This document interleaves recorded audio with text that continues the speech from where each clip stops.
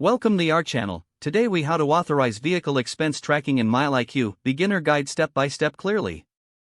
To start authorizing vehicle expense tracking in MileIQ, first, open the MileIQ app on your mobile device. Log into your MileIQ account using your registered email address and password. Once logged in, navigate to the settings section, usually indicated by a gear icon.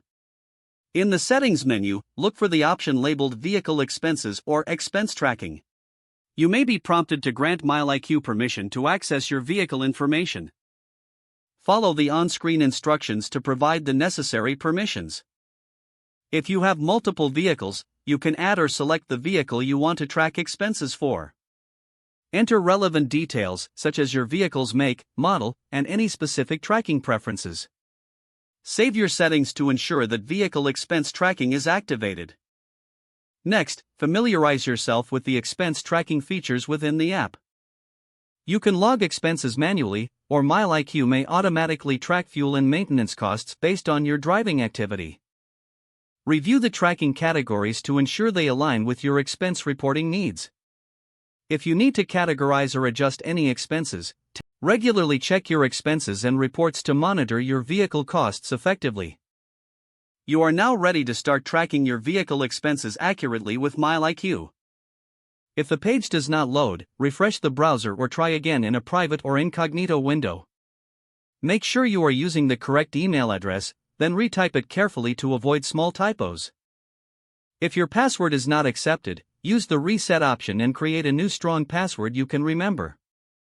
Check your spam folder for verification or security emails, then complete any requested confirmation steps. Enable two-factor authentication if available to improve account security and reduce unauthorized access. After signing in, review your profile details so your contact information and settings are accurate and current. If you see an error message, note it down and try again after restarting your device and internet connection. Log out when you finish, especially on shared devices, to keep your account and payment information secure. If the page does not load, refresh the browser or try again in a private or incognito window.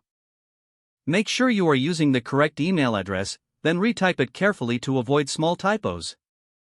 If your password is not accepted, use the reset option and create a new strong password you can remember.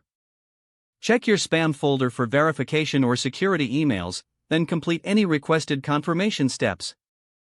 Enable two-factor authentication if available to improve account security and reduce unauthorized access risk.